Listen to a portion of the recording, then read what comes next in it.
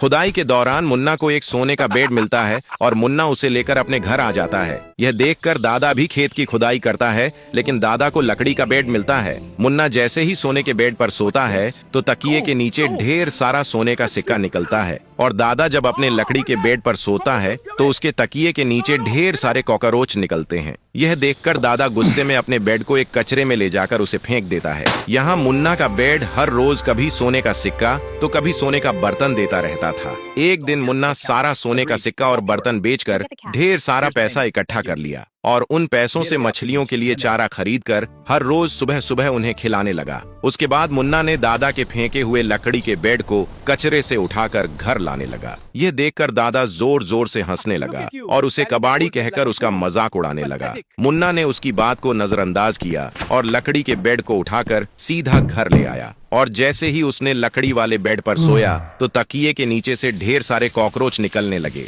और देखते ही देखते मुन्ना के घर में ढेर सारे कॉकरोच इकट्ठा हो गए। लेकिन मुन्ना उन्हें मारने के बजाय मछली वाला चारा लाकर उन्हें खिलाया, और चारा खाते ही सभी कॉकरोच रेड डायमंड में बदल गए। मुन्ना खुश हो गया। दादा यह खबर सुनकर हैरान हो गया और सोच में पड़ गया कि यह कैसे हुआ। अगले दिन दादा ने मुन्ना के घर पर चुपके चुपके उसे कॉकरोच से रेड डायमंड बनाते हुए देख लिया और तुरंत गुस्से में बोला, अबे मुन्ना के बच्चे, ये बेड मेरा है और मुझे ये वापस कर दे। मुन्ना ने तुरंत उसे बेड वापस कर दिया और बोला, यह लो तुम्हारा बेड, ये तुमने ही कचरे में फेंका था। रात को जब दादा लकड़ी के बेड पर सोया तो तकिए के नीचे से ढेर सारे कॉकरोच निकलने लगे। फिर वह मुन्ना की तरह ढेर सारा मछली का चारा खिलाया, लेकिन उनमें कोई बदलाव नहीं आया। उतने में दादा फिर से गुस्से से लाल हो गया और बेड को जोर जोर से लात मारने लगा। तभी सभी कॉकरोच मिलकर एक रोबोट बन गए और बोले, बेड को मारने से कुछ नहीं होगा, क्योंकि हम उनके लिए डायमंड बनते हैं जो दिल के साफ और ईमानदार होते हैं। दादा गुस्से में आकर